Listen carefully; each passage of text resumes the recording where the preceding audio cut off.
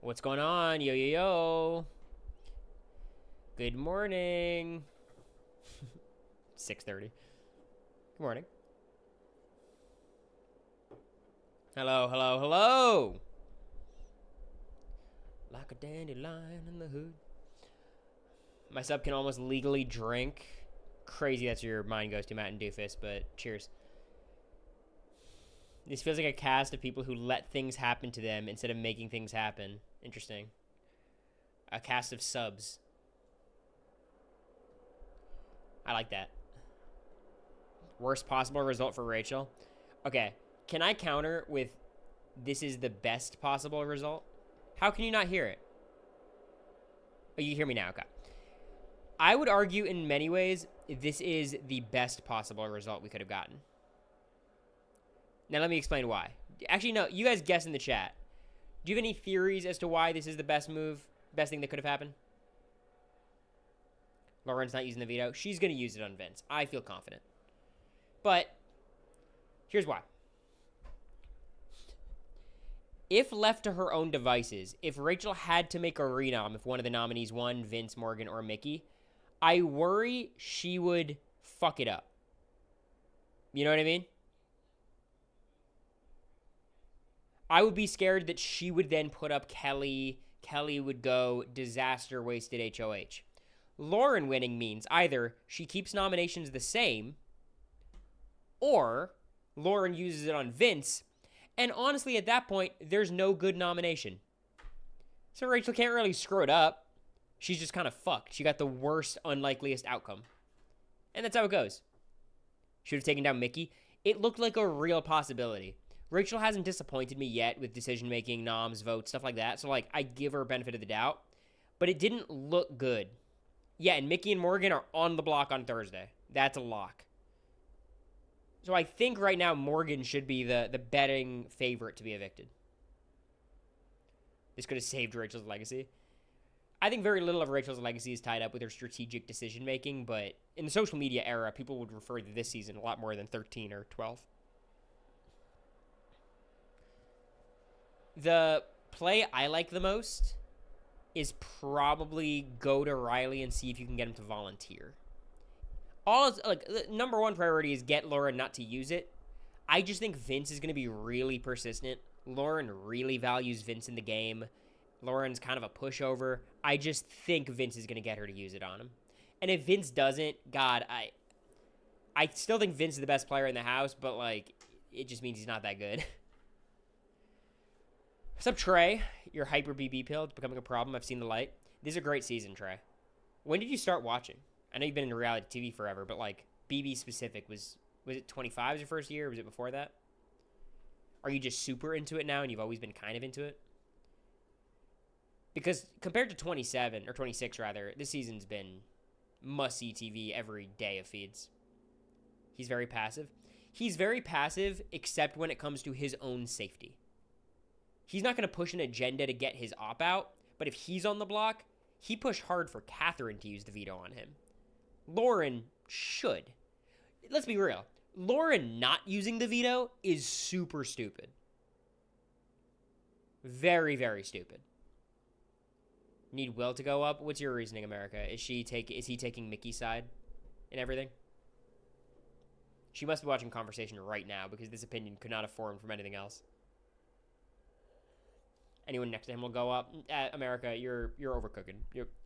Someone, nurse,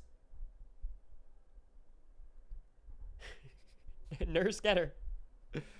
I think Riley is the correct version of that nomination if you want to do it. Yeah, the 27th. It's been really fun, Trey.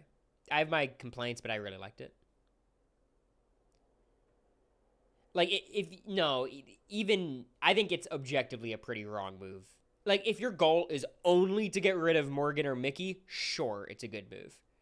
But you're burning Will. And you're burning Ashley forever. And you're burning... Mickey's already burnt. You're burning Ava forever. Let's be real. Rachel cannot gather the votes. Rachel is not capable of that. She does not have the relationships for that. The skill for that, she has some of it, maybe. But, like, she's not going to be gathering the numbers. I didn't say blindside him. If he agrees, still a bad move. Because then off the block, you're going to have a lot of people who are, like, are down to get rid of Will. No, I think Riley, if you want to put up a pawn, you try to get Riley to volunteer. That's the play. I think the other option is, like you said earlier, America, just put up Kelly. Because if Kelly leaves, that's bad, but Kelly's not with Rachel, at least. And Kelly's proven in the blockbuster. I'd bet on her before Mickey or Morgan. What I think is going to happen is Keanu is going to volunteer to go beat Morgan and Mickey in the blockbuster. And if he said that, I think he'll get evicted. But I think if the veto seems like it's going to be used, that's what Keanu will do. And I hope Rachel won't listen, because it's very tempting when you have someone volunteering. Very, very tempting. Do you my theory that BB-27 is a modern BB-9? Little to no strategic chops, but highly entertaining in a cracked way. I just don't know enough about BB-9. I don't know how rabid they were gaming, because I think that's what I view BB-27 as. Like, BB-27 is like, what if Izzy was running BB-25 instead of Suri and Izzy? So there's no, like, centralizing force if Suri's not there. It would all just be fucking chaos. There's no structure here. You know what I mean? Keanu going on to Rachel's HOH seems right. Look, so here's my thing, and this is just a take I have, because once upon a time, guys, I was HOH, and I had to make nominations. If anybody volunteers for the block, I don't blame people that much for putting them up. I'll criticize the decision, I'll say it's wrong, but I totally understand it. It's hard to make nominations. You're looking forward to next week. You know you can't play. You want to protect yourself. And I get why Quinn puts up Cedric or Vince puts up Kelly. I get it. It's still wrong, but I get it. So if Keanu volunteers, Rachel does it. Keanu probably wins the blockbuster anyways, but even if he doesn't, I understand why Rachel did what she did. I think if it's between Kelly and Keanu, she'll put up Kelly, but I think Keanu is going to emphatically volunteer. Number one priority, though, should be Lauren. Get her to not use the veto. Now, here's how they do it, right? What this guarantees, which is good, is Mickey's on the block. I think there was a lot of different situations where Mickey might end up off the block. If Will won the veto. If Rachel won the veto, of course. If Mickey won the veto. Those are all possibilities for her to come off. So that's avoided. She should put up Ashley. No. Okay, I've seen a lot of Ashley criticism, and I get it because we're all fans of Rachel and rooting for Rachel. I don't think what Ashley did yesterday was that bad. The thing is, like, if she truly believes Mickey was never targeting Rachel, she deserves to go in the loony bin. That's crazy.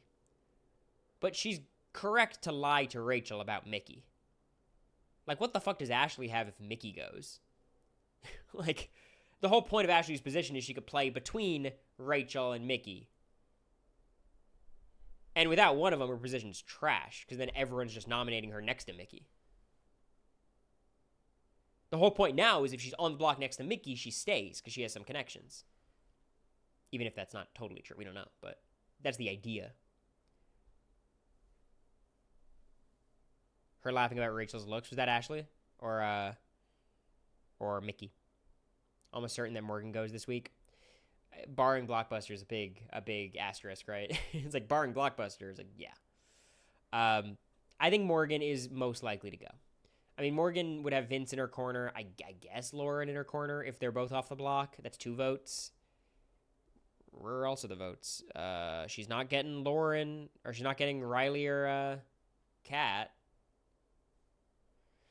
Martins, thank you for the subscription. I appreciate it. What's up? Different time today? It really isn't. Usually I stream at 7 Central. Oh, wait. So am I extra? No. This would be... Oh, I'm extra early. This would be like if I'm streaming at 5:30 Central, right?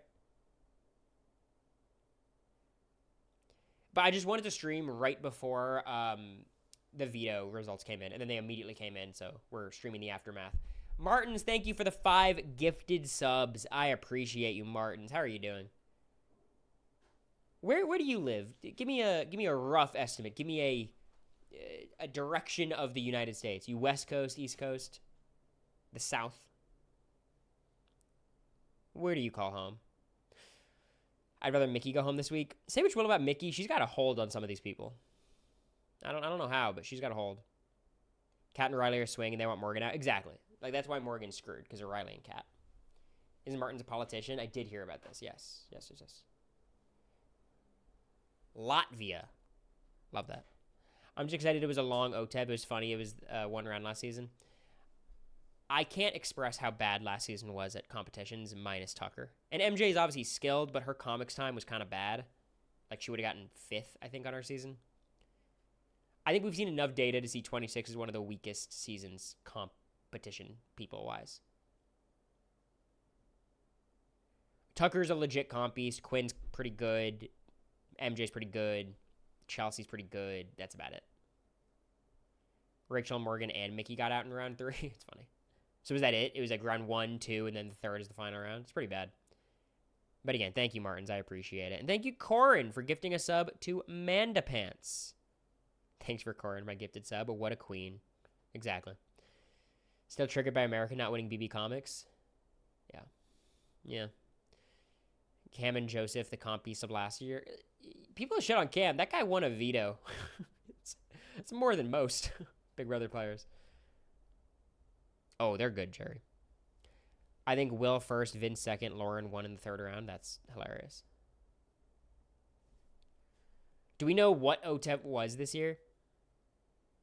What do he look like? If you're going to replicate Chick-fil-A sauce, it's half a cup of mayo, 2 teaspoons of mustard, 2 tablespoons of barbecue sauce, 2 tablespoons of honey. You just ruined it for me. There's mayo in that shit. Get it out. Cat saying don't use it. Good. I think Lauren should use it. Rachel's against her. She would have been in the arena more than likely. Don't fuck around with your number 1 ally. It's not like Vince is a great number 1 ally, but she is beyond safe on a Vince HOH. And Vince is hungry for an HOH, so no reason to not use it. You're safe. Wait, actually, though, wait. If you use the veto on someone, are you safe? How does that work? Do you guys know? I've always been unclear about the rules. But thank you, Jennifer, for the 19 months. I appreciate it. Who do you think wins wall comp if Morgan leaves? Y'all are really confident that Morgan was like the clear wall winner, huh? You guys were certain about it. A pig, the hog father. Was he wearing a suit? It's kind of funny. Did he take the hat to OMAC? No. This is not a hat that does well with packing. It doesn't collapse. Lauren clears wall. I think Lauren would be maybe the second to last person I would bet on. Like, very skinny, like, girls or guys, for me. Like, it doesn't work on the wall. You want to have, like, very lean, big hands, a good grip. Being a big guy is fine as long as you're not way too big. Jared's like 5'9". Tucker was like 6'2", 6'1". I don't think Riley being 6'5" is going to be good. I could see Kat doing quite well. I think Kat seems to have a little bit more like arm strength than Lauren. I could see Vince doing pretty well if he is as athletic as he kind of claims. But you know, I wouldn't expect Vince to win. But there's no clear frontrunner on this cast. To be honest, do you know who I think wins the wall? I think Keanu. I think Keanu does just brute strength it. On this cast, I think he could do it. You know, if Jared could do it, Keanu's a lot bigger than Jared, but I assume he's also a lot stronger. Unless the handles are weirdly whatever. I think Keanu has a good shot. I can see Kelly winning. Kelly might just have that dog in her, maybe, but I'd be surprised. Ava, I think Ava would be my last choice. I think I'd bet on Rachel before Ava. Ava would actually definitively be my last choice on the wall. Will. Will would be last, then Ava. Ava's either first offer she's winning, or the other outcomes, the other range of placements. Mickey could win, maybe. I don't know Mickey's background athletically. The bulkier you are, the least likely you are to win it. That is the old wall, Rob. We are in a different era now. If you look at the last few wall winners, it is not the least bulky person. I think it was the bulkiest person on our cast. Maybe Matt is bulkier. And on, 26, it was definitely Tucker. Rachel never played in a wall comp, did she? Was she the outgoing HOH during BB13? I know she had a couple HOHs there. She's been outgoing HOH every time. Wow, it's funny. Super, super random. Have-nots should be back for the wall. You just hate everyone. Why? You don't care about the have-nots. You're trying to make people miserable. How dare you? Rachel tied the HOH record, I believe. Is that with Cody, I would assume? Taylor did win the wall. I think Joseph threw it to her at the end, but when you make the final two and someone throws it to you, who knows if they could have even hung on, you know? Where's Big Brother? There haven't been have-nots for 3 weeks. I think they might just do away with them. I think they're just over it, which I respect. Kat told Lauren, don't use the veto, and if you do use it, don't use it on Mickey. I think we'll know a lot once Vince speaks to Lauren. Because Mickey's not a concern. It's going to be Vince or nobody. Her and Cody have 7. I thought Cody... Oh, Cody has 7 vetoes, 7 HOHs, right? Yeah. Jimmy and Kat cheated on Slop.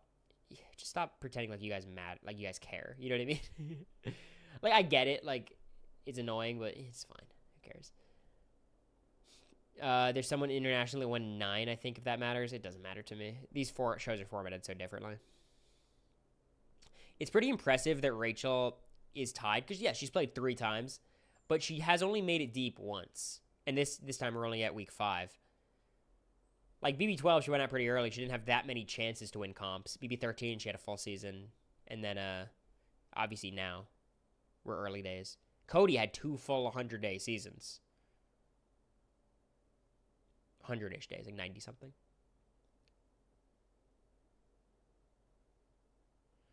Keanu said everyone loved Rachel when she cooked for the have-nots. You think that's what caused her game to spiral? Damn, that's rough. You never know what it's going to be in Big Brother.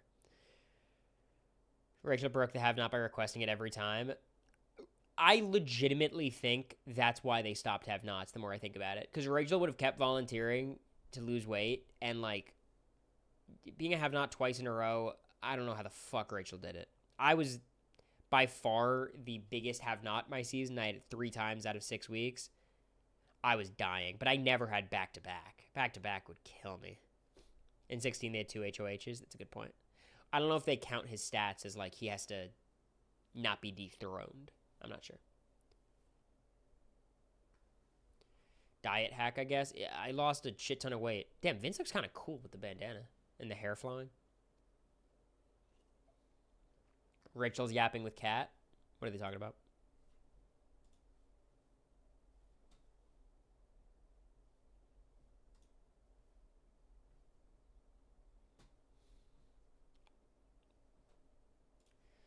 Let me tell you, by the way, I'm kind of impressed with Riley's game. I don't think, ultimately he doesn't want to win, so it doesn't really matter. But he's just got, like, he's Matt Klotz of the season. He's the Matt, pretty clearly. He's a yes man. He seems really menacing, but no one's threatened by him. I would say Matt has less red flags around him. Like, Matt's a better chameleon in that way. But, it's the vibe it's getting. Like, he just says yes to everyone. Everyone thinks Riley's their guy. And Riley, truthfully, is not their guy. And the house loves him, yeah.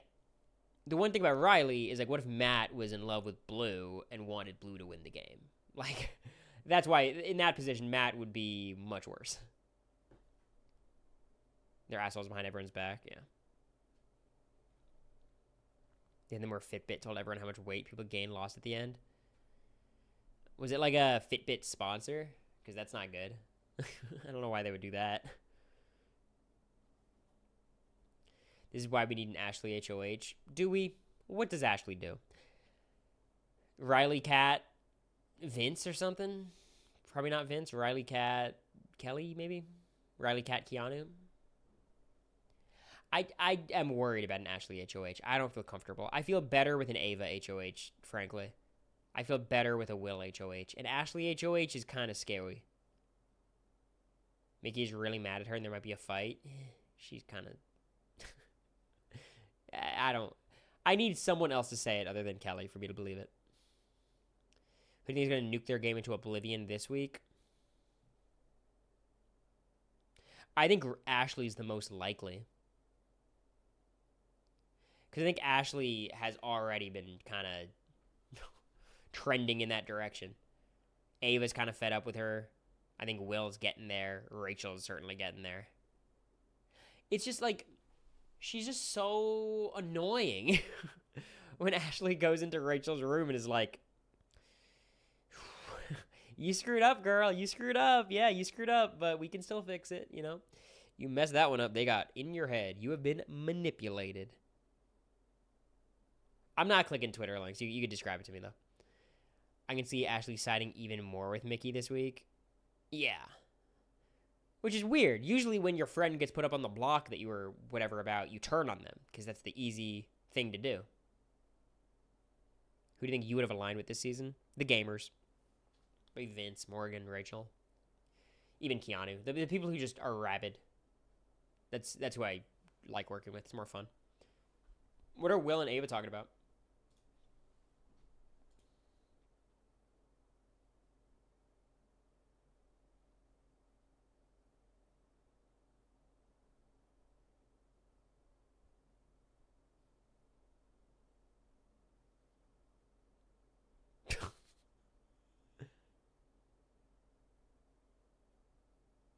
Ava's so mad at Ashley.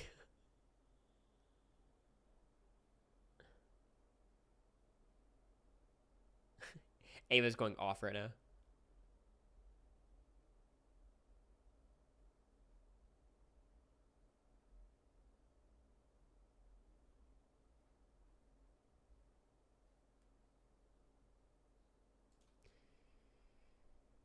Hello. Damn, I'm trying to do the same thing with your name, but both of the parts start with A. Ander. Who do you foresee winning the season? Don't ask questions like that. Right now, my guess would be whoever sits next to Catherine in the final two. My guess right now is Lauren. I think Lauren is who I feel most confident about. Love the Cowboy Carter fit. I'm a Otev the yodeling cowboy today.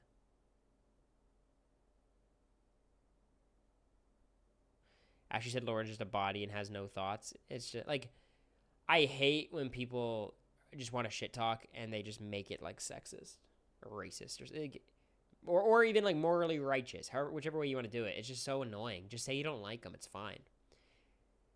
Like Zach calling Ashley dumb is bad because there's connotations to that as well. But if Ashley was like, you know, she's dumb and all she's got is a pretty face, that's a different level, you know?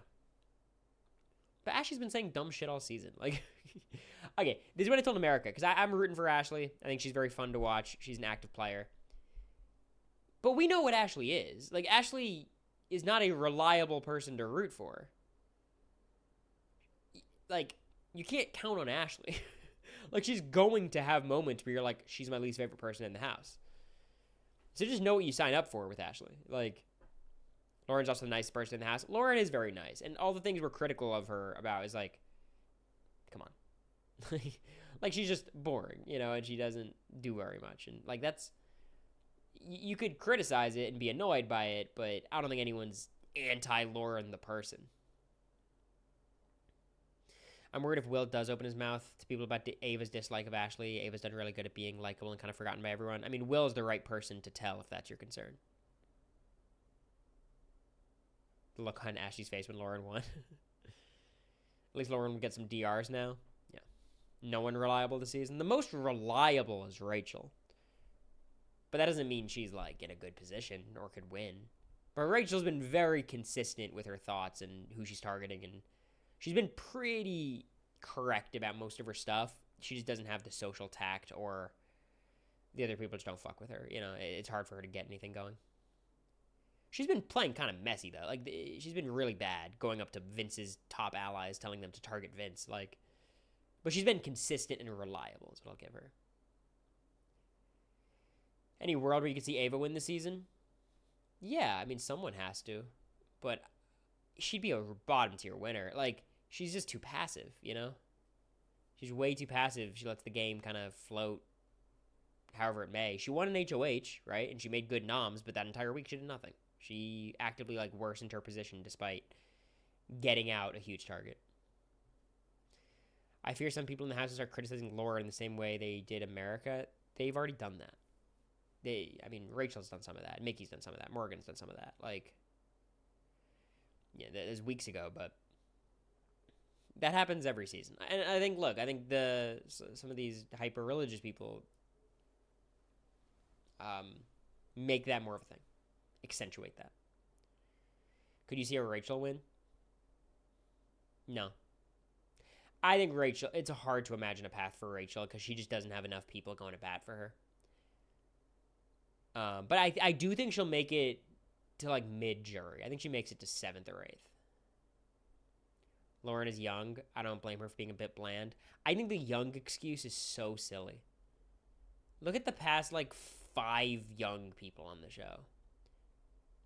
Myself, Cedric, Mackenzie, Riley was pretty young. 123, Hannah. Maybe Hannah. Like, I was talking about Hannah earlier because she's joining Chat BCC or joined it. And I feel like Hannah is like, what if Lauren was a bit of a better player? What if Lauren was better at Big Brother? She'd be Hannah, you know? Ian was 21, and he did not have a small personality. Maybe Steve?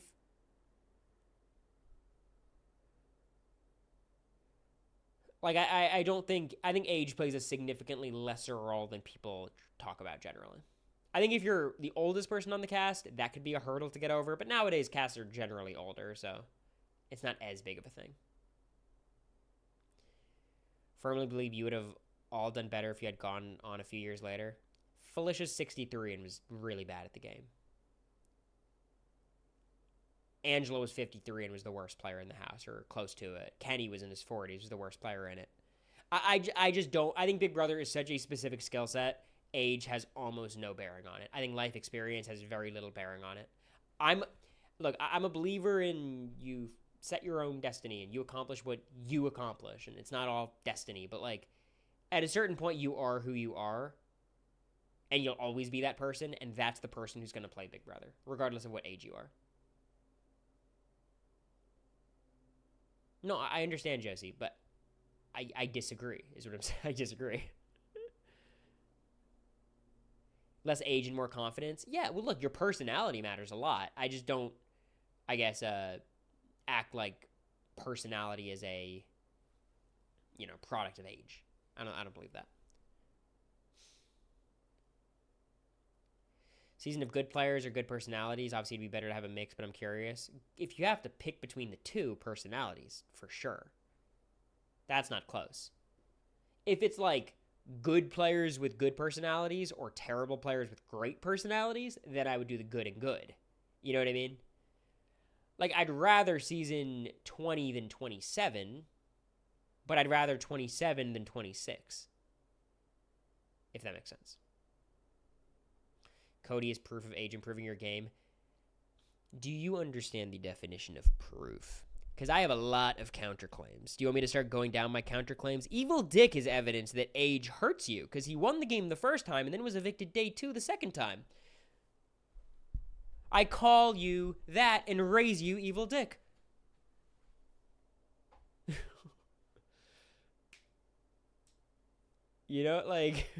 A lot of people have played once and then come back. Dan actually has become terrible at reality TV. He waited a lot of years, went on Traitors, and was terrible. If he was 21, I think he wins that season. Obviously, yeah, I understand what you're saying. Like, Evil Dick wasn't evicted from the house, but every single returning player who placed better the first time than the second time is a counterpoint to that argument. Do you understand what I'm saying?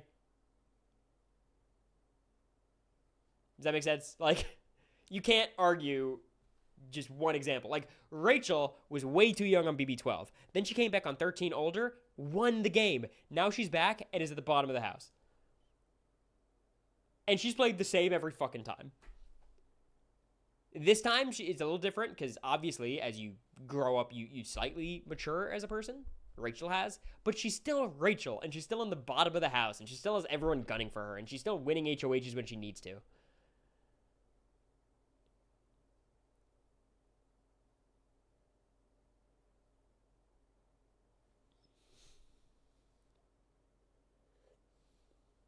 Use the wrong example. I thought Evil Dick was the funniest example because he went from winner to gone day 2, you know? No, I don't think I would be better in BB30. I think I would because I would learn from my mistakes and I would like try to intentionally learn. But that's a different thing. That's not an age-related thing. That's like a experience playing Big Brother thing, which is a huge deal, of course. There's a sweet spot for age where you don't automatically become better the older you get.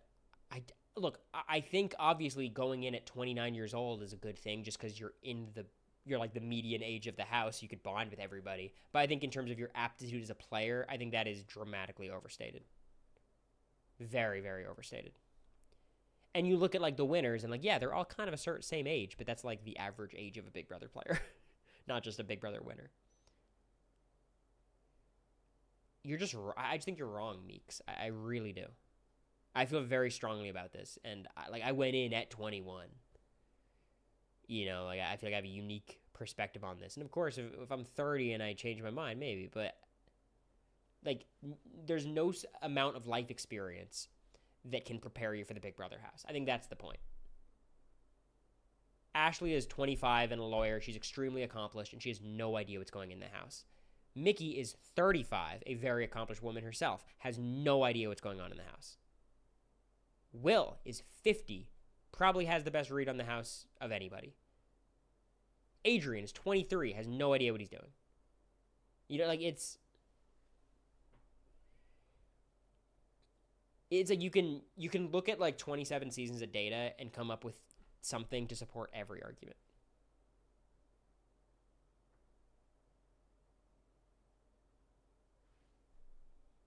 If you're born in Michigan, your chances to win go up 10%. Exactly. Yeah, that's kind of a good example. This is all their first time. What are you talking about? When the HOH competition is age. Yeah, the oldest woman in the house gets HOH. It's going to be the next comp. Oh, shit. Mickey would win. Because Rachel can't play.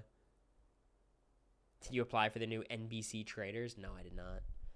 I think my contract's probably up. I probably could apply for anything.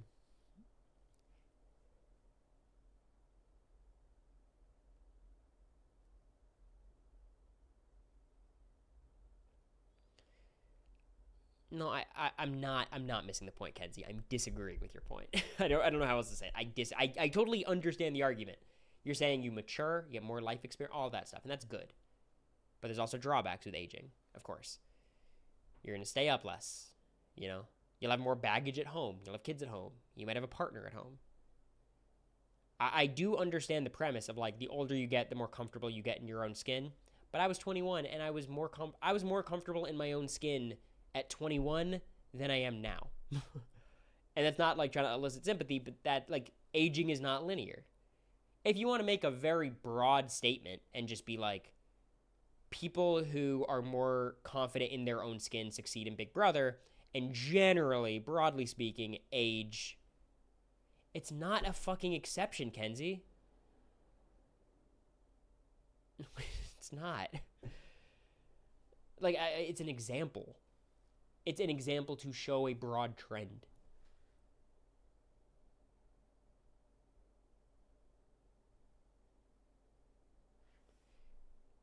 Look, you can make that claim about Lauren. That's fine. If you think Lauren specifically would be better at 30 than she is now, sure, I don't know. That's fine. But I think personalities are personalities. And, like, Mimi's 30. I think if she's 35, she'd play the same. I think if she's 25, she'd play the same. But the thing that actually changes how you play is the dynamics of the house. I think Blue on this season is very different from Blue on our season. And very different than Blue on 26. I think that's, like, really what determines people's, like, play in terms of, like, their range of outcomes. Worst Big Brother US player and it's a newborn? No, a newborn would be... I don't think... If a newborn played Big Brother, I don't think they'd be in the top half of players all time, but I don't think they'd be in the bottom third. You know what I mean? A lot of men need to mature and calm down. Riley would be better in 10 years. You think? I don't think so. I think he might be worse. I think he actually would be worse. Because the whole thing about a newborn is, like, they're not going to be self-destructive. They're easy to pick up as a number. Newborn are kind of unreliable votes. Yeah, Riley's not a youngin. Like he's 27. He's fine. Of course, you could mature. Izzy said she did a lot of her maturing in her early 30s, but like Riley's, he's a big boy. He's an adult. The baby would get voted out. No one wants to take care of a baby. Yeah, but whoever does take care of a baby, that's valuable.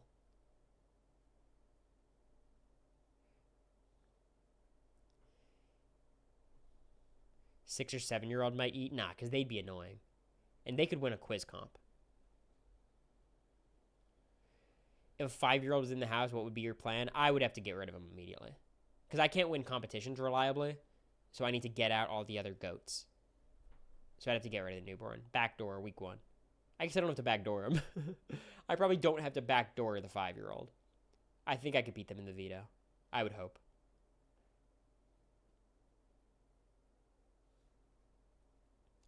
Phoenix Smedley is our example of this. Did Phoenix win or did Riley win? I think Riley won, right? 6-7. Shut up. 5-year-old making a run is an AFP lock. Nah, fucking Twitter's gonna send the 5-year-old death threats. Goo goo gaga, kill yourself. I can already imagine the accounts. I know exactly who would do it too.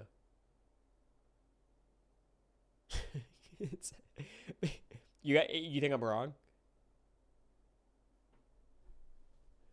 Baby's gonna get carried out to booze. You and Molly on BB28, what's the strategy? I would be so fucked. I'd be put on the block next to her and I'd go home. Oh, man. The 5-year-old ally of yours can't make it to the top of OTEV. Neither could Felicia. She still got 4th in that comp. The 5-year-old ally of yours names? What do you mean names? For the 5-year-old? Send the baby as the first member of the jury, have them campaign for me. Oh, that would suck for the jury handlers. They'd have to take care of a 5-year-old. Okay, here's a better question. Does the 5-year-old go on God 101? How do you feel about that? Vince is crashing out right now.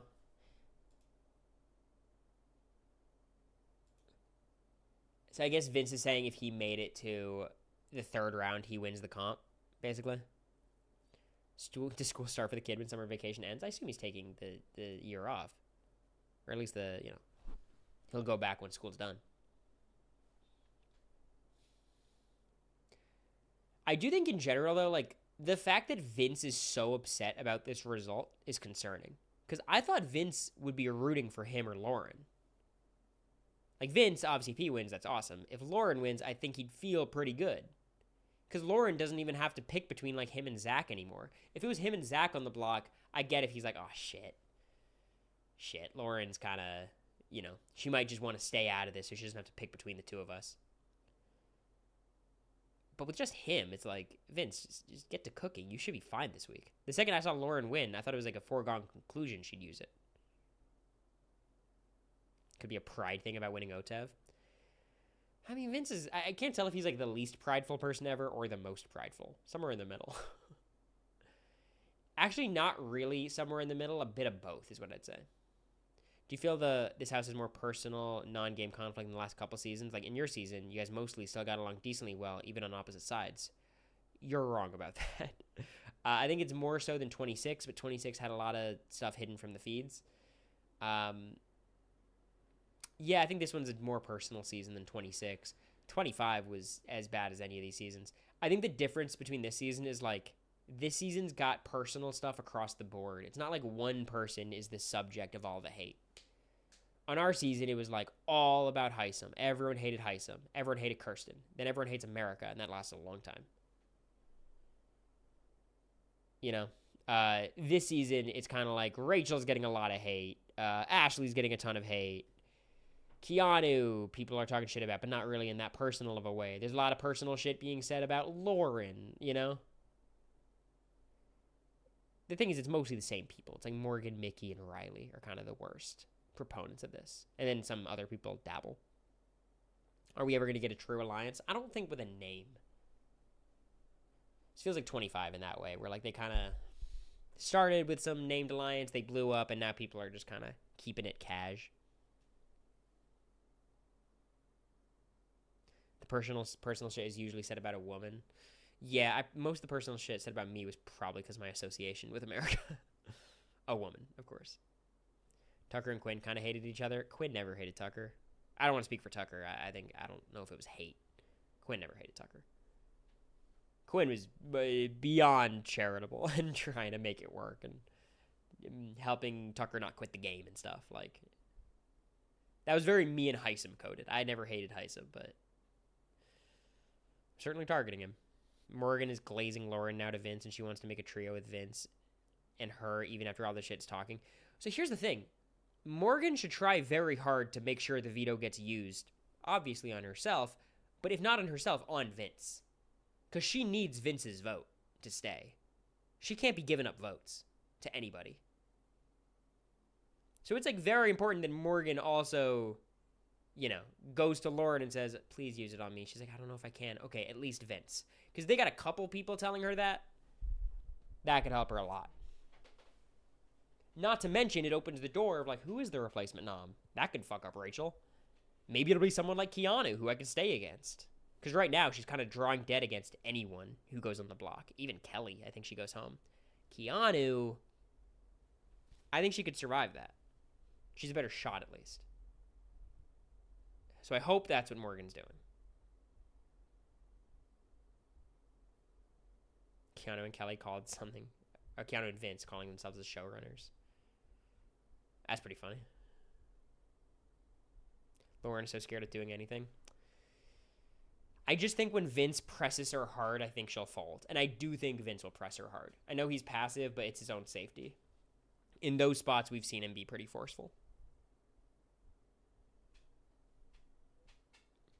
Lauren's really close with Kelly, Catherine, and Riley, so I'm praying. Yeah, Rachel just has to not fall for the Keanu trap. That's the one I'm worried about. I don't think it's very likely. I think Rachel likes Keanu. But I think if she threatens one of the other three, then I think Lauren could be good. Maybe what I would do is be like, this is very big brained, probably wouldn't work. Is like you go to Lauren and say, I'm putting up Riley and I'm telling Riley that I told you this. So Riley knows if you choose to use Vince, he's going on the block. So him and Kat are going to be pissed at you. And then I go to Riley and say, Riley, I'm never going to put you up on the block. My actual replacement nom is Kelly, obviously. But I really don't want it used, so I'm telling Lauren this. So if she does use it, Kelly's going up. I just want to warn you, like that's what I told her, because I really don't want her to use the veto. You know. I think that the danger with that plan is like, if I'm Riley, I wouldn't like that plan. Like, hey, don't use my name as a fake replacement nom plan, please. But I think it's almost like big-brained enough where Riley might be like, oh, sounds cool. Genius plan.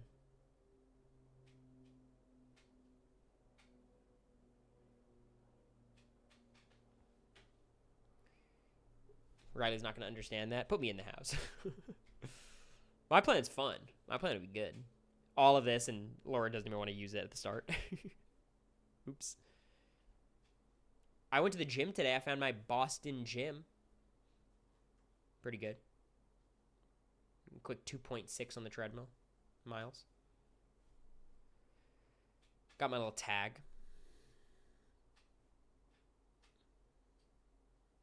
Then I went, got myself a little water bottle. Do you guys want to see my new water bottle?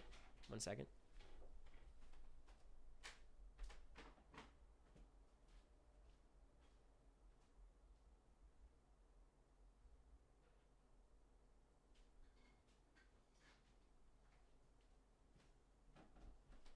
Look how cute. Just a nice casual water bottle, you know? Nothing crazy. I don't understand people who have that fucking, like, the jug. The 36-ounce, 50-ounce bottles. Everyone, like, there's refill water bottle stations around every fucking corner. In every building. Celtics Brandon, welcome. Hope you enjoy Anthony Simons. I'm going to be going to a lot of games this year. Obviously, I never wish injury on someone, but Jason Tatum getting injured has opened up the possibility for me going to Celtics games because those are going to be cheaper. Will you use the water bottle? Yes, for school. Also for the gym, I drink pre-workout on the way there, so I need another bottle for actual water, and I only have one bottle. But yeah. I carry one of those like jugs around with like the handle for Coke. Have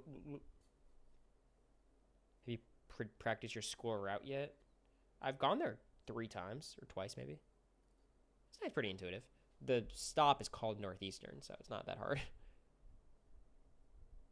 350 for nosebleeds. Jesus. Celtics should tank this year. They're probably going to make the playoffs if they don't tank, to be honest. Just because good coaching, and they've got Derek White still, Jaylen Brown. Nervous about law school? No, I'm excited. I know how to do school. School's easy. Compared to reality TV influencer life, not even kidding. For me, at least. I find being a student easier. But maybe law school will kick my ass. Who knows? Have you thought about getting a trainer? No. I think I'm stubborn. Even if I was like on a show like that required crazy strength, a challenge, or I guess Amazing Race to some capacity, it's like I would just be arrogant. Be like, I could do it myself. And I would work out really hard and probably less efficiently than I should.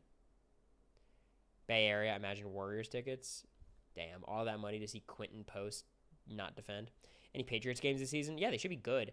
If we're going to go, it's going to be one of the first few games because the weather will turn quick. Do you have a favorite Glee character? I liked Sebastian and Santana. Smooth Criminal is my favorite Glee song, but I don't remember the episode to episode at all. I also liked Mike Chang. Big day for Gleeks and AmeriCorey patrons. I think we're going to release Glee tomorrow. We're going to watch The Genius today. I think the schedule we're thinking about would be podcast days Tuesday, rewatch Friday, and then rewatch the other rewatch Sunday, I think. I think that's what we've landed on. What was my LSAT score? Did I tell you guys my LSAT score? Does anyone know? I don't mind sharing it. I like transparency with these things. Like I don't care much either way. Book club on hold. Yeah, it's just kind of. What score did I say? Do you guys actually know? Book club's on hold. It's just not very fun. I don't think for America or me, especially America at this point. It was a 165, yeah. Which for the amount I studied, I think is a very fair score. I think if I grinded my ass off, I could get that up to a high 160 something, but those were basically my practice scores, was 165s. So I think it's a fair representation of my aptitude on the exam. In your PowerPoint, right? I did that PowerPoint stream, right?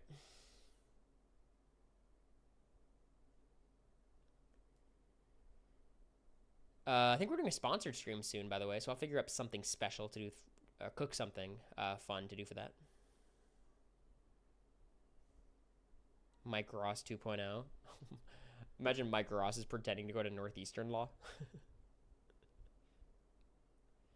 Any explanation for the fit? I'm Otev the yodeling cowboy. I thought it was like thematic for the day. It was kind of lame though. I said Otev the yodeling cowboy waits for veto results, but I was too late.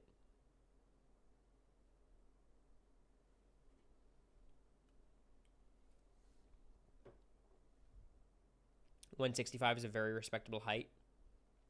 Thank you. I've never heard that compliment about myself. Oh, Lauren was taking a shower. What's she yapping about? Come on, Lauren. Cook. Say you're not using it. Talking about the comp. Okay.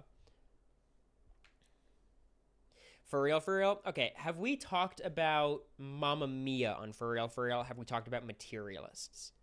Those are the movies I want to ask about. Because we have Superman, we have Weapons, and we have Mamma Mia. I don't remember if we talked about Materialists on For Real, for real. I did see Ashley's toilet paper. That was funny. Okay, so I think we have enough to do For Real, for real. We'll do those 4. So we'll film that at some point.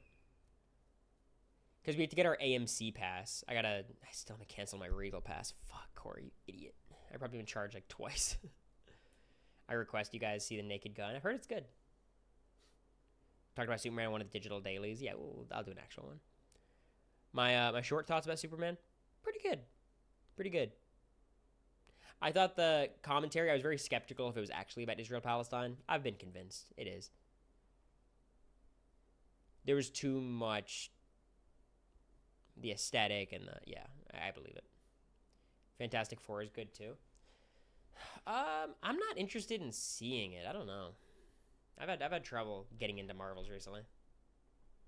Yeah, we'll watch Rocky 3 before the next one, I think. Take one of them down, get Lauren nominated, and a victor. Whose plan was that, though? Whose plan was that?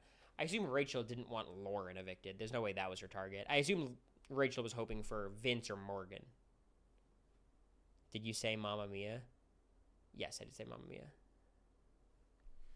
Ukraine and Russia more than Israel and Palestine. I think the idea of, like,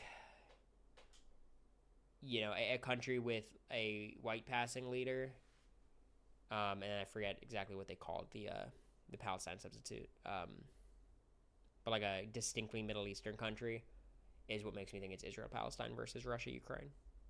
But I think the whole point is it's meant to be like a meta-commentary about the ideas more than the actual conflict, but I think it was pretty heavy-handed about the actual conflict, too. Rachel said Lauren leaving would be a waste. It would not be a waste, but it would be worse than other people leaving. Like, I think if Lauren wins HOH, there's a world where Lauren, like, folds on the noms and does, like, Ava, Ashley, Will, because she's a little scared to put up Rachel at first, you know? I think that's possible. Is Clubber Lang Rocky's best opponent? I think objectively his best opponent is probably Apollo Creed. Apollo Creed or Ivan Drago. Clubber Lang, his stint was too short. And it's hard to assess Drago because obviously it's international. So I think you'd have to say Apollo is probably his best competition. Don't get me talking about Tommy Gunn. Drago on the juice. You don't think Creed's on the juice? You don't think Rocky's on the juice? Rocky 4 is so good. It's camp. I think Rocky 4 is fun. I like it, but it's all fucking flashbacks. It's like 45 minutes of flashbacks in the hour and a half movie. Whatever Hogan's name was, Thunderlips, yeah. He just passed. I think he was a terrible person, right? I'm not gonna wish death on anybody or dance in anyone's grave, but I don't feel too upset about it. I've had this stance for a while. It's like dying doesn't absolve you of your sins. But there's no reason to, you know, be weird about it. I'm not a fan of the Rocky movies. I think that's surprising because even if you don't like sports movies, Rocky movies are awesome. Just as like a rom-com.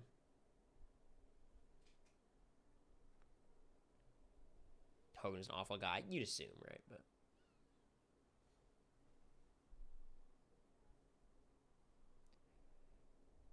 you'd think so. Never seen them. You should see them, Katie. If you're turned off by the sports of it all, like, it's not a sports movie, really. At least the first two. Like,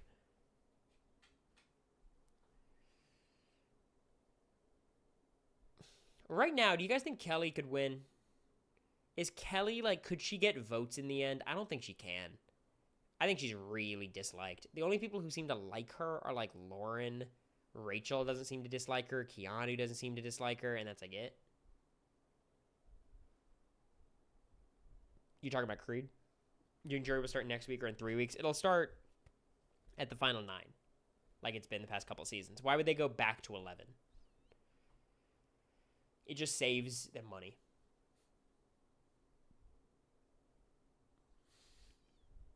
Will said yesterday he said he'd never vote for Keanu except for Kelly.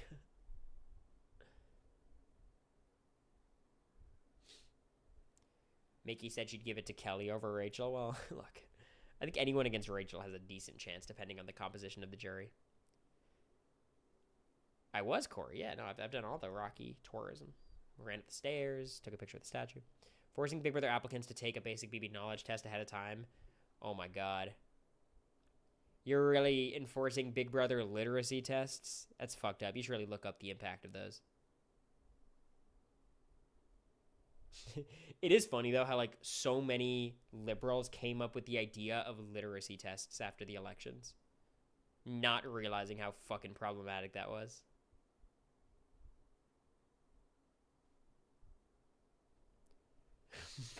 I do get what you're saying though.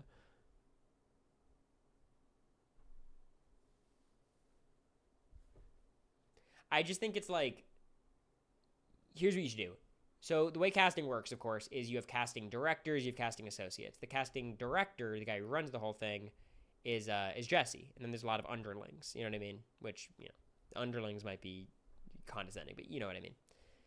I think you should be responsible for your own people watching a season. If you say Blue Kim watch Big Brother Canada 6, you should be asking her questions about Big Brother Canada 6. And if she's not being able to answer them, you send her out. You say, okay, she's not doing it. She's not committed. Because that's how you should view it as a casting person. Like, she actually doesn't care about this show or the game as much. Because really, people who care are more fun. With an exception of Tucker, who did care about some stuff, but like, in weird moments. Some recruits can be good, though. Yeah. I don't think I said anything to push back against that, right?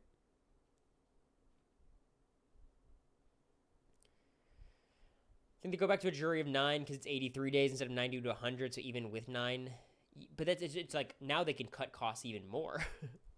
I guess the way you view it is like, oh, now that they're cutting the amount of days, it's going to be less expensive anyways. I don't think they're trying to keep it the same level of expensive. They're trying to make it less. Granted, they started Big Brother Unlocked, so that's an expense, but I assume the network told them to do that.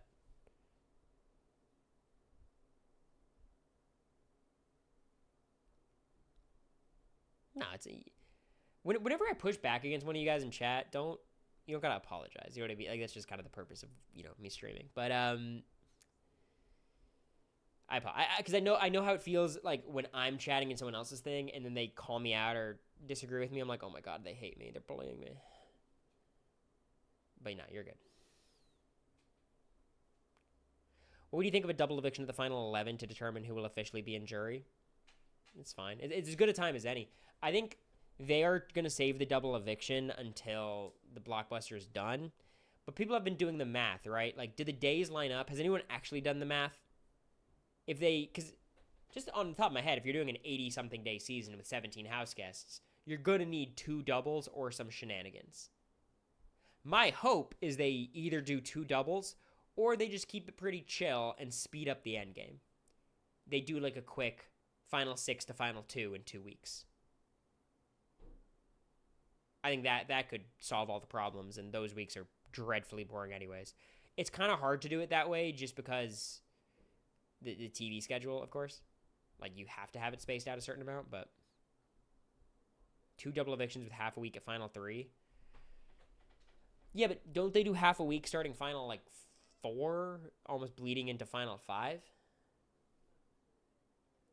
Love they did a triple like they did in BB Can 10. So I feel like Big Brother super fans, like the Terrans of the world and the RAJP live feed people of the world, hate Big Brother Canada triples, right? They think it's not a good thing to do. What's the reasoning? Is it just, does it kill seasons? Too many good people go home in that spot? Too many fun players? Because I've never really listened to the podcast about Big Brother Canada, except for, I think, a little bit of 10.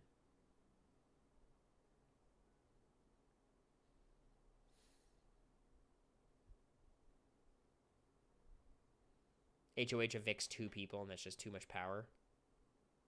It's very luck-based. Kills momentum. Yeah.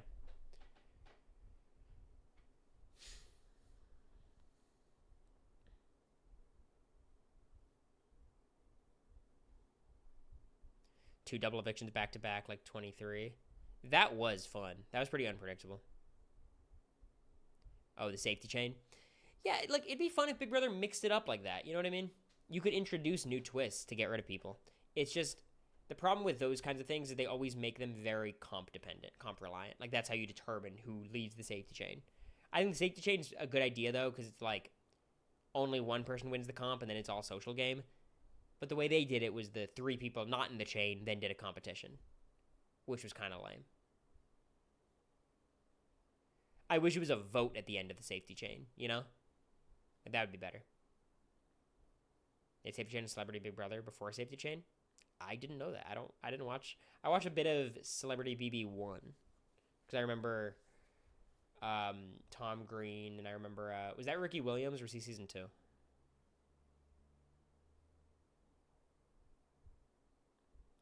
There's a vote at the end of the Safety Chain. I like that.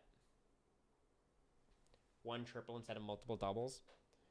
Here's the thing about doubles though. Like doubles often flop, but they're so fun. Like the anticipation before a double eviction is the best Big Brother you get. Season 2. Okay, so I watched a bit of that too, I guess. They're both season 2. Okay, so I was definitely locked into season 2, not season 1.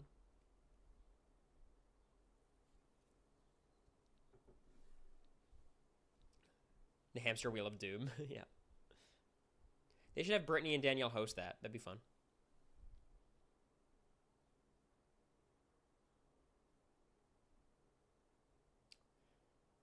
You're right, Bran. I guess their logic for that was like whoever wins the comp.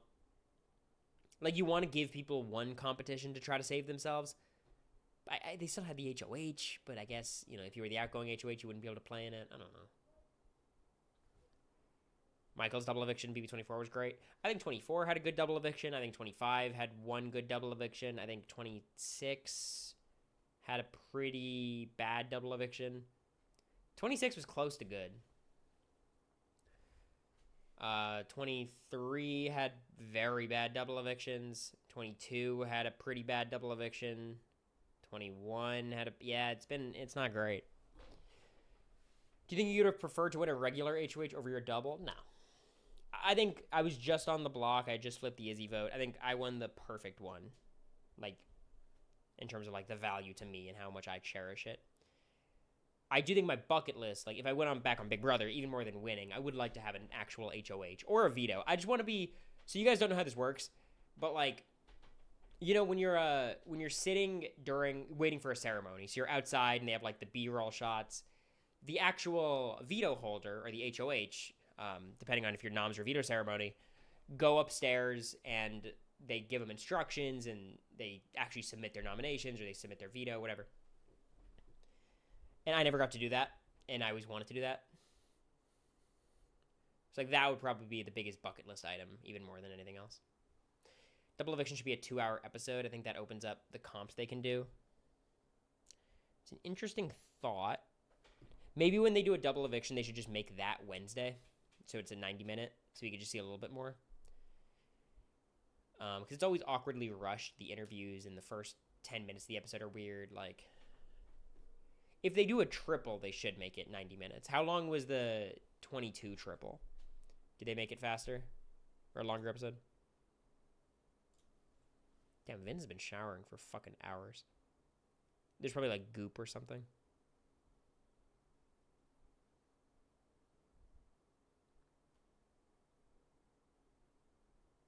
It was 2 hours, okay.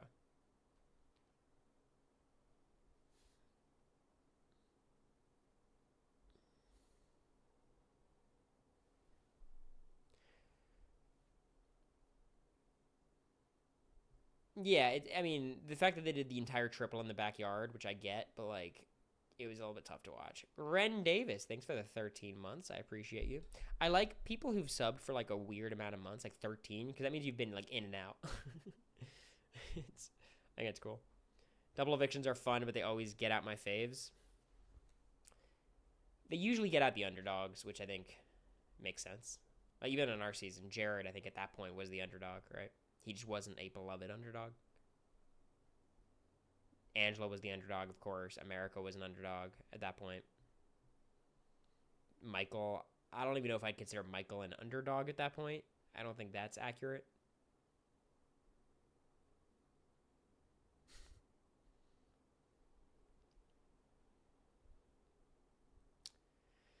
Yeah, I think everything was tougher during COVID, but, like, what's the difference between setting up, like, a quiz booth or a table maze? Like, it's probably not that different, practically. Look at Keanu, though, not touching the block on a Rachel HOH. I hope he reflects on that and is like, this was a nice week. I do think he's going to go a little bit stir crazy, not having anything to do, comps to win.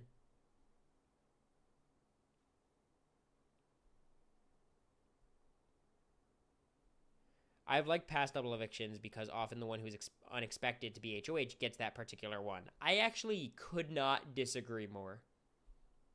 Truthfully. Like, I'm trying to think which double evictions have had, like, shocking winners. Like, Chelsea on 26 was obviously not shocking. On 25, it was Bowie and then me, who I don't think were that shocked. Like, we weren't the unexpected people. Like, we were in the majority both times. 24 was Turner, right? Like, I think usually it's actually, like, the expected outcome happens, like, 80% of the time, 90% of the time. Yeah, the BB15 double was probably the best double ever. I think that's right. In terms of drama and strategy and emotion, it was just good. Nicole Anthony, that was a shocking one. I'll give you that. I'll give you that. Split house earlier in the season could be fun. I like the split house if they do it at the final 14. I think once you get to 10, there's not enough people in there to be interesting. When it's 12, kind of it's interesting, I guess. But I do like a split house idea with a lot of people there. Ozza was kind of unexpected that time. She evicted Chada. I guess. I don't know. It's a booth comp. Like, I think usually when I hear unexpected, it's like the whole house is against someone and they pull it out, you know? I feel like that is rare, that we get what we want on the double eviction. BB20 double was good. I thought it was terrible. I hated that double. Brett goes home. Like, the whole week we were watching Brett, like, finally figure things out, and he's going to turn on everyone and blow up the house, and then he just got, like, swiftly removed. The low-key bad part about a double eviction is you lose a lot of big personalities who would have very fun campaigns. Danny Briones, a huge example on BB22, would have crashed out when Cody targets her. Tyler targets her. You know, like, she would have crashed out. Same could be said for me putting Jared on the block. That would be a very fun week. But, you know, the excitement of the double eviction, I think, makes it worth it. Thank you, America, for your input. A little biased, perhaps. Will the mastermind ever return? Is there a reason you capitalize the W in will? Do you have a theory? Or are you just good grammatically?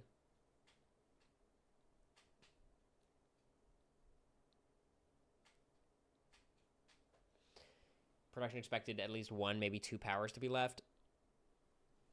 Yeah, maybe. Maybe they don't have much planned. So they like, thought the powers would last a few more weeks. Zach's power lasted a while. Didn't use it, but I can't even think of the last season to have a good end game. I think the best end game we've had in recent years is 24, for sure. I like 24's end game. That was pretty fun. 22's end game, low key. 22's end game was pretty good. The problem is, like, BB22 was terrible from like week 3 to week 10. You know, like, the middle game was terrible. But the ending where, like, Memphis could have just won a veto and Cody's evicted was pretty fun. We just don't remember it that way because Cody won out. Thankfully, he won out, because if he didn't win, Memphis was going to. 23 had a spicy Final Four. I thought it was such a bummer, Tiffany and Hannah going out 6 and 5. 22 finale is one of the best episodes of Big Brother, period. 100%. Christmas wins Final Four veto. Cody's done. Yeah.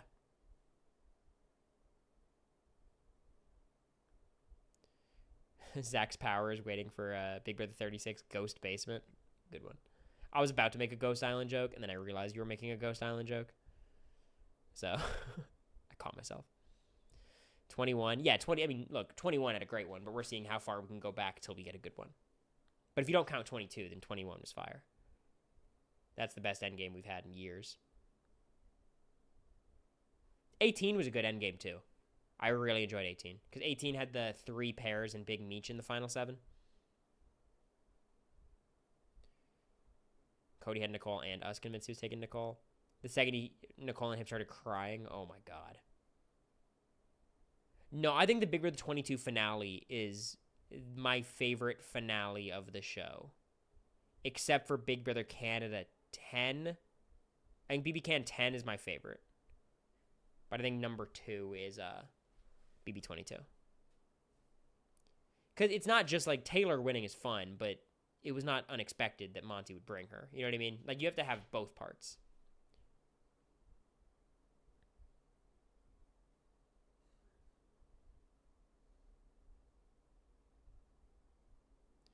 BB Can 12.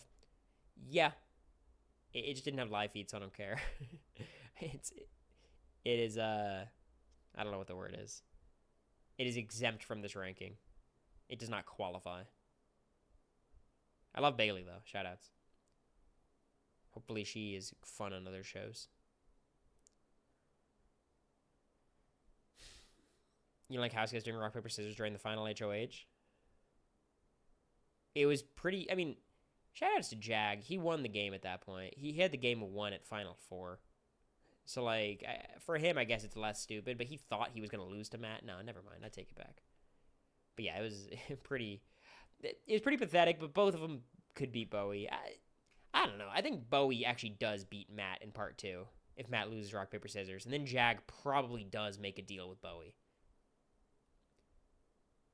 I will say, I have a different perspective on Jag taking Matt after talking to Jag's parents and how proud they were of him for taking Matt instead of Bowie. Which, of course, they're not seeing it from the perspective we are as Big Brother super fans, but, like, you got to put yourself in other people's shoes at that point. Like, they did not grow up watching Dan Giesling. I understand why he did what he did. It's just, like, I default to the game bot stuff in which, like, come on. Come the fuck on. How do you feel about Jag's finale speech? I personally loved it, but I think it was bad. It pissed me off. If it did anything, it made it less likely I would vote for him. But I was always going to vote for him. Like, in that final 2, at that point, there was very little that could sway me. And Matt's speech was worse, to be clear. But I thought Jag gave a bad speech. He had the right idea. His bad speech is better than Matt's bad speech and better than that. But, like, I think MJ and Chelsea had a much better speech than Jag. I loved it. Thought it was camp. Yeah, it's almost like you look at it like... like it's so bad it's good. You know, it's fun.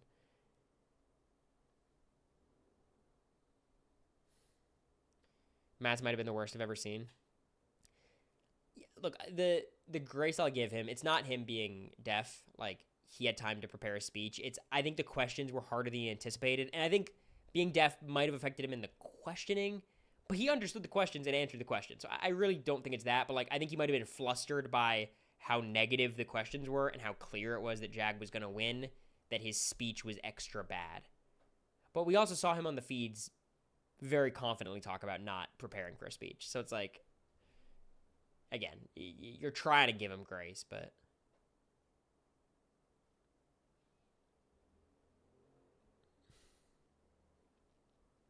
Yeah, I think MJ did a better job in the questioning than Chelsea. I genuinely think MJ was better than Chelsea. Chelsea's game was so much better, and Chelsea was fine in the final 2 that it didn't matter.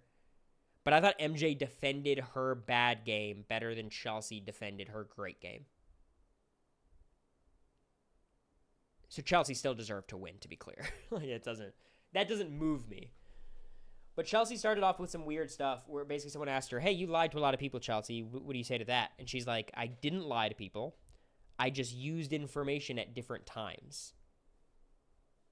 I was like, oh. That's weird.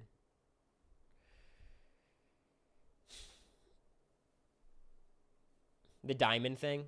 I don't mind the diamond thing. That's just like a speech thing. There's like a cute button for the speech. Felt a little forced, but it's okay. I think like Taylor's was forced too, but the rest of her speech was so good that like it flowed with the speech. Yeah, Jag doing that was good.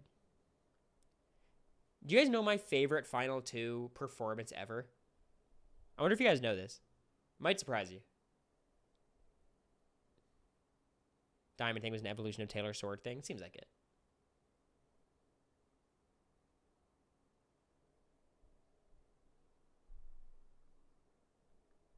Steve, Boogie, Gina Marie, Steve, Franzel. Nope. Nope, no one's gotten it yet. Steve, Kevin, Adam, Gina Marie. No. I'll give you a hint. It's someone you guys think I don't like. Someone who you think I criticize too much. Ian. Yep. You got it, Eddie. Ian is my favorite Final Two performance ever. He's so fucking petty. They're both talking over each other. They're both desperate to win. Ian's genuinely annoyed at Dan. He pulls out the cross. That Ian was so fucking funny. He was so, like, catty Chihuahua coded. It was super good. Ball. So funny. And obviously I wanted Dan to win, but, like, I was happy with an Ian win. That was sick. And then Dan trying to be a good sport, even though you could tell he's fucking seething that this guy just beat him. And, like, the entire game, you know, Dan was snowing Ian. Ian threw the final competition, final part one, and then brought Dan to the end. Like, you know, all of that. But in that moment, Ian beat Dan. Ian got one over on him. Ball. That's How I Met Your Mother bit. I think it's Ted just saying bowl over and over again, and eventually he, like, can't even make the sound. It sounds so weird. Then Ian did it too. Ian had the entire game mapped out before he even got in the house. Yeah. Just as I drew it up, finding the second veto in the claw machine. Just as I drew it up. I was disappointed with Ian in 22. I wasn't. I liked Ian in 22. He didn't do much, but, like, if you saw him on 14, some would say maybe age didn't help him that much between the seasons. It's hard to assess in an all-star season because everyone ages. But yeah, I think you get what I'm saying. He was 21, so being 21 versus 29 or 30, whatever he was. Here's the thing about Ian though. I think Ian is like a better player in 22 than he was in 14, or maybe the exact same player across the two seasons. But on 14, he won a lot of comps, right? A lot of them. And he couldn't, yeah, like, he played the same game. Like, imagine, I think Ian got, like, 8th, right? Or 9th, maybe? And then if he won out from there in BB 14. He had a couple HOHs, a lot of vetoes, an extra veto. He was only really vulnerable at the Final Four when Dan evicted Shane. He got 11th. He was the first member of the jury. He didn't comp out from 11th in BB 14. When did he comp out from? Was it 9? He had too much faith in Nicole. He was just in a tough spot where, like, he needed the other side of the house to win. He needed Janelle and Kaser to figure things out because he's not running his own side, you know? Do you buy into the theory that Casey being in 22 drastically changes the outcome because Tyler does better? Yes. Because it was not just Casey, it was also Josh. They all would have been a really menacing group to deal with. Casey, Tyler, Josh. And I think Tyler would still have his problems. He would still want to quit at times, whatever, but I think it'd be a lot easier with Casey. He comped out over Ashley's eviction, which was that. Final 9 minus Final 4, yes, it was from 9. The replacements were not Christmas. It was Keisha and Memphis, both the... Which I think I'd rather have Keisha and Memphis preseason over Josh and Casey. I think in retrospect, I'd rather have Josh and Casey over them.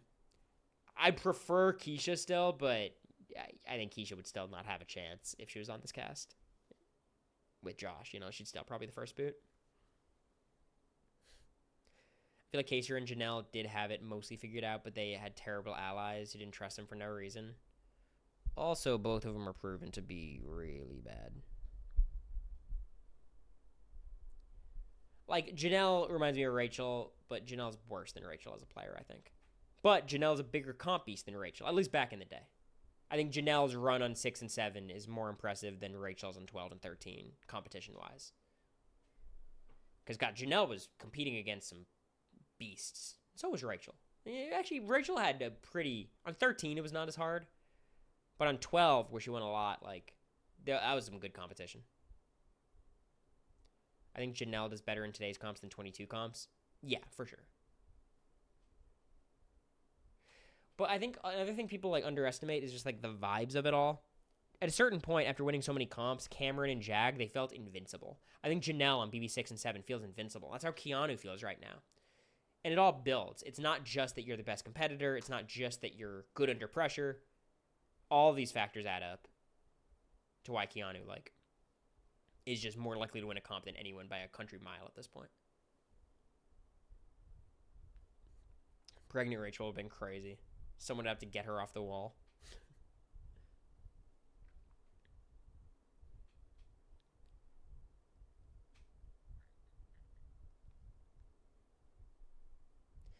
Rachel has much better game sense than Janelle. I agree. And Rachel's a bigger fan of Big Brother than Janelle. Janelle's a fan, but Rachel's a super fan. At this stage. Second baby born in the house, yeah.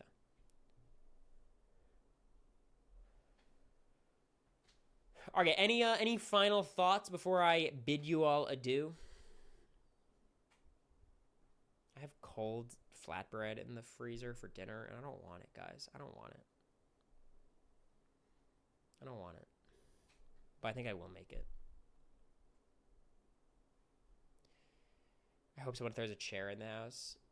I think Riley is the most likely from the second floor. What's the best renom option? If Rachel needs a renom, I think if you can't convince Riley to be a pawn, then Kelly, I think. Just because Kelly's not a reliable ally. Because the thing is, if Rachel loses Riley here, it's pretty bad for her game, but it's not that bad, and it's very unlikely to lose Riley. Losing Kelly is fine. It's worse than all of her other options, but it's fine. And the other benefit about Kelly is Kelly probably is pretty good at the blockbuster. Riley, too, to be fair. Yeah, no, Laura needed that veto more than she knows. Do we know if she was picked or house guest choiced or something?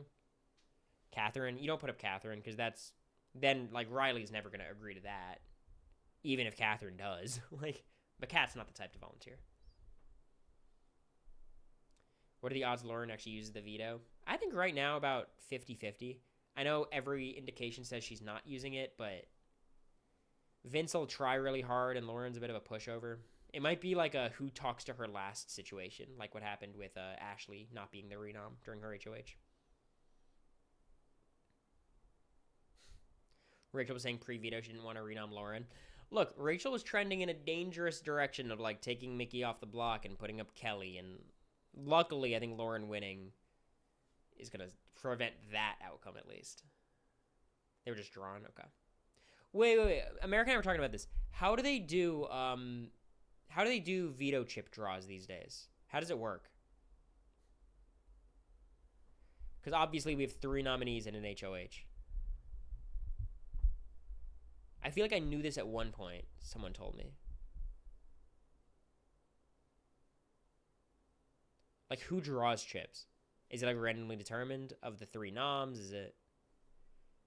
So HOH picks 2. And if, okay, so there's no house guest choice in there. And if they draw your chip, that's your house guest choice, right? Okay.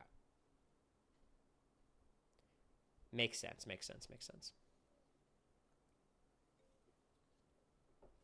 You don't watch the episodes? How did you tell? How could you tell? I watch Thursdays, and then sometimes I watch it in the background when America's watching. Apparently, Kat's family has contacted production about her relationship with Riley. Is that true? What's your source? I mean, they have every right to. I would. But is that real? That sounds fake. But I do believe you. But that does sound like something someone would make up on Twitter. I will say, if they inform Riley about that, Riley's gonna fucking crash out. Stepmom commented on a TikTok. Okay. I mean, if they tell Riley that in the DR, Riley will fucking freak out. Now, if they're responsible, they won't tell Riley about that. They will, I don't know, remove him from the house. But, how do you tell him that and leave him in the house? How do you do that? That's a weird thing to do. you could tell Kat, and maybe that would be enough, but then Kat wouldn't be able to tell Riley. There's actually, like, how should production handle this?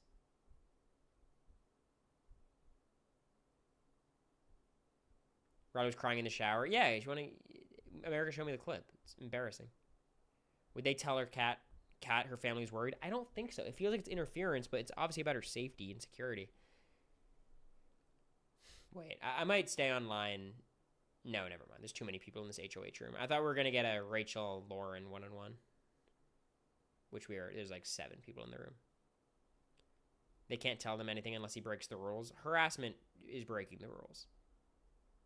Like sexual coercion, which is not exactly what's happening, but it's trending there, is against the rules. The thing is, like, the rules are very subject to the producer's discretion, which is a problem with the rules, but I think the other thing you have to consider is we're only seeing what they're allowing us to see. So you never want to accuse someone of something that you're just guessing, basically, but it's a reasonable assumption to think there's more, and if they're hiding stuff, it's probably worse. And production would know about that, so hopefully they would act accordingly. Do you think they've asked her about this? Like, are you okay with this? I don't know. I'm sure they're asking her about the relationship, but I don't know if anyone's sitting down saying, like, do you feel safe? I would doubt that. Leaning into their relationship on the episodes. They're leaning into it, but also making it seem like Riley is like more into Catherine than vice versa. It'll probably take a big media firestorm to make them do anything. Well, I think what they're trying to figure out is how to avoid the media firestorm. Oh, what the fuck are these two talking about? Mickey and Morgan with Lauren.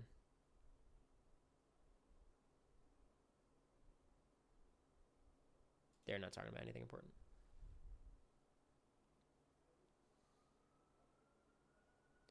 He's got a hero edit. Does he? Oh, you're talking about Cameron. Okay. Yeah, of course Cameron does. But Riley's not an underdog, you know? Like, they clowned on him, I think, in the edit for his dethroning.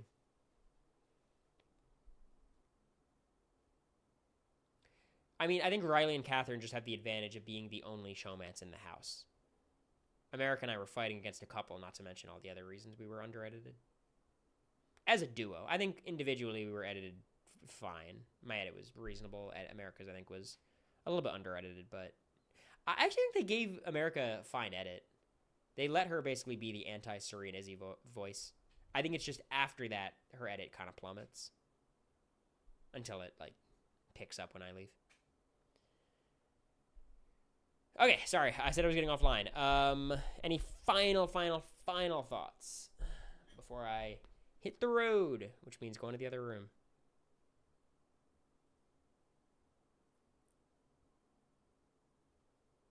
All right. Appreciate you guys. Is there anyone to raid? Is anyone live? I doubt it. This time of day? Noon? Tier list? You got one that I can quickly do?